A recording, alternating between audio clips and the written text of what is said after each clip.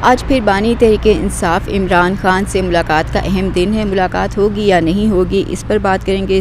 वज़ीर आला खैबर पख्तूनख्वा सुहेल आफरीदी ने इस हवाले से क्या हिकमत अमली अपनाई है, इसकी भी आपको खबर देंगे। साथ ही तोशाखाना 2 केस का जेल ट्रायल एक बार फिर समाअत मुलतवी कर दी गई है, क्या वजूहात रहीं, इस पर बात करेंगे।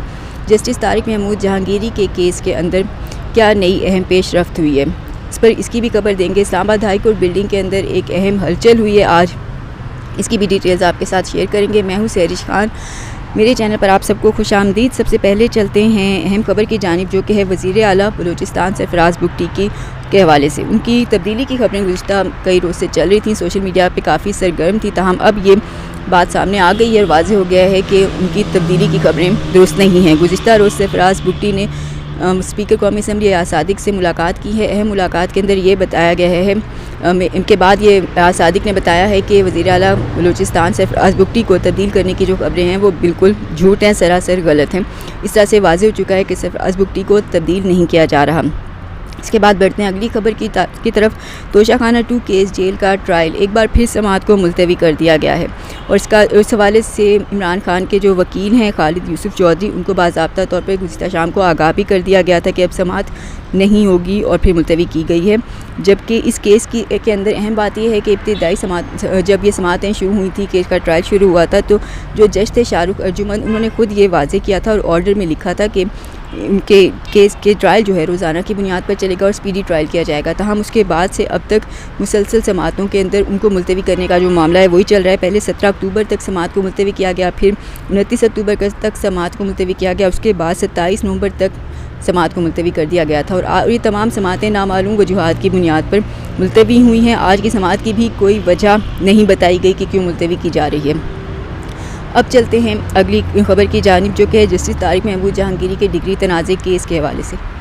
तो इस केस को समाअत के लिए इस्लामाबाद हाई कोर्ट ने मुकर्रर कर दिया है। इस्लामाबाद हाई कोर्ट के चीफ जस्टिस सरफराज डोगर और जस्टिस आज़म खान इस केस की समाअत करेंगे। मियाँ दाऊद दरख्वास्त गुजार हैं और उनकी केस के अंदर यही मौक़िफ़ है उनका इस केस के अंदर कि जब जस्टिस जहांगीरी को जज बनाया गया तो वो जज बनने के अहल नहीं थे।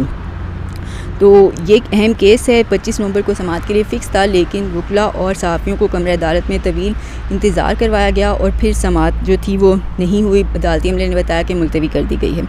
इस तरह से अब इसके बाद ये केस जो है उसकी अर्ली हेयरिंग की पिटीशन मियाँ दाऊद ने दोबारा दायर की थी और फिर अब इस केस को समाअत के लिए 1 दिसंबर को मुकर्रर कर दिया गया है। तो 2 रुकनी बेंच है, चीफ जस्टिस सरफराज डोगर और जस्टिस आज़म खान, जो इस केस की समाअत करेंगे 1 दिसंबर को। अब चलते हैं अगली खबर की जानिब, जो कि है PTI के बानी इमरान खान से आज जो जेल में मुलाकात का एक बार फिर से अहम रोज़ है। डयाला जेल के बाहर आज फिर क्या होने वाला है। सुहेल आफरीदी समेत जो 6 नाम हैं वो जेल हुकाम को लिस्ट दी जा चुकी थी।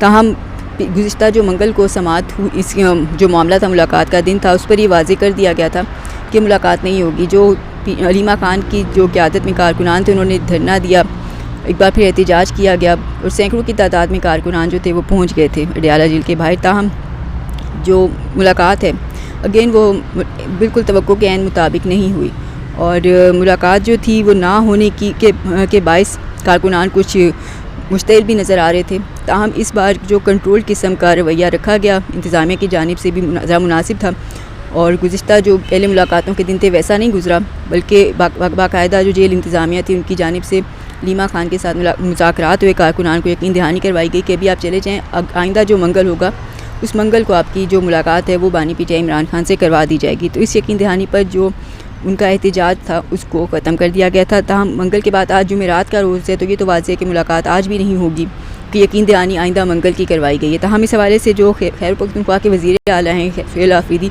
वो ऑलरेडी मुख्तलिफ मामलात में पावरफुल होने की कोशिश भी कर रहे हैं, नज़र भी आ रहे हैं और उनका ये बयान सामने आया है कि चाहे इमरान खान से जुमेरात को मुलाकात हो या ना हो, लेकिन वो डयाला जेल के बाहर ज़रूर जाएंगे और मुलाकात के लिए वो वहाँ पे ज़रूर मौजूद होंगे। उनकी जानिब से ये भी बयान दिया गया है कि उनकी पार्टी के लिए कोशिशें ऐसी की जा रही हैं दूसरे एलिमेंट्स की जानिब से कि पार्टी जो है वो कानून को हाथ में ले कोई इंतशार फैलाए। ताहम किसी किस्म का इंतशार नहीं फैलाया जाएगा, कारकुनान को इस तरह मुश्तिल भी नहीं होने देंगे और कानून की खिलाफ वर्जी भी नहीं की जाएगी, कानून को हाथ में नहीं लिया जाएगा।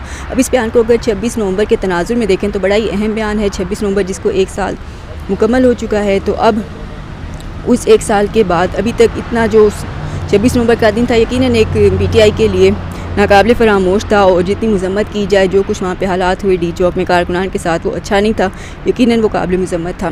तो उसके बाद वो उसका इतना असर हुआ कि अब तक 1 साल के दौरान PTI दोबारा डी चौक पर उस तरह की चढ़ाई करने की कोशिश या एहतजाज की कॉल देने की कोई जुर्रत नहीं वो कर सकी और ऐसी कोई कोशिश नहीं की गई।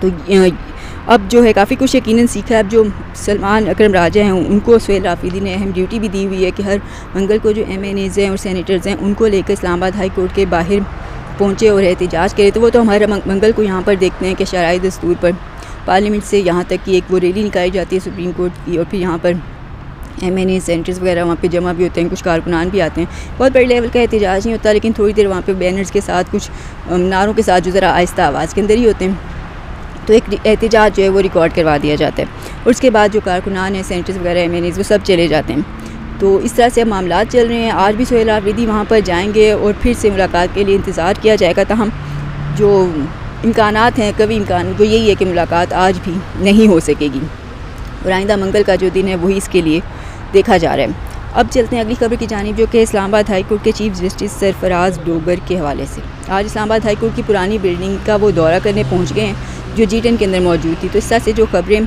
आ रही थी अब उनके अंदर मज़ीद ये कहीं की सदाकत भी नज़र आ रही है कि इस्लामाबाद हाई कोर्ट पुरानी G10 की इमारत में शिफ्ट होने जा रही है और जो फ़ाकी आईनी अदालत है मुकम्मल तौर पर इस्लामाबाद हाई कोर्ट की इमारत के अंदर आ जाएगी। कि अभी तो वहाँ पर महज 3 कमरे ही उनको मिले हुए और ये इतलात यही है कि काफ़ी उनको मसाइल का सामना है। जो मुलाजमीन है, जो अमला है, अदालती अमला फ़ाकी आईनी अदालत का, उसके लिए भी इतनी कोई जगह नहीं है। तो वो सारे मामलात उनके हल हो जाएंगे और वफाकी और इस्लामाबाद हाई कोर्ट मुकम्मल तौर पे अब जल्द से जल्द G10 की पुरानी इमारत में पहुंच जाएगी। क्योंकि आज सरफराज डोगर की जानिब से जो दौरा किया गया है बड़ा अहमियत शामिल है। उसके अंदर उन्होंने रेनोवेशन का काम भी जो है उसको भी मॉनिटर किया, देखा है और ब्रीफिंग भी लिया कि कब तक ये मामला जो है वो हो जाएंगे, इमारत कब तक इस काबिल हो जाएगी कि वहाँ पर दोबारा जो है इस्लामाबाद हाई कोर्ट की बिल्डिंग को बसाया जा सके, वहीं पर फिर इस्लामाबाद हाई कोर्ट वहाँ पर मुकम्मल तौर पर शिफ्ट कर दी जा सके। इतलात यही हैं कि ये मैक्सिमम जनवरी या उससे भी कब ये काम हो सकता है। वफाकी आईनी अदालत का जो मुस्तकिल एक मस्कन है अगले कुछ सालों के लिए कह लें, जो कि तकरीबन 2 साल बताए जा रहे हैं, वो इस्लामाबाद हाई कोर्ट की इमारत होगी। तो इस और जबकि उसके बाद ये इमारत जब चीफ जस्टिस ऑफ पाकिस्तान या आफरीदी रिटायर हो जाएंगे फिर उसके बाद ये ज़राए के मुताबिक ये मामला फिर से बदलेंगे और जो सुप्रीम कोर्ट ऑफ पाकिस्तान की बिल्डिंग है ये वफाकी आईनी अदालत को मिल जाएगी। तो अब आज की वीडियो में इतना ही। वीडियो पसंद आए तो इसको लाइक, शेयर और चैनल को सब्सक्राइब ज़रूर कीजिएगा। अगली वीडियो में जल्द ही मिलेंगे। अल्लाह हाफ़िज़।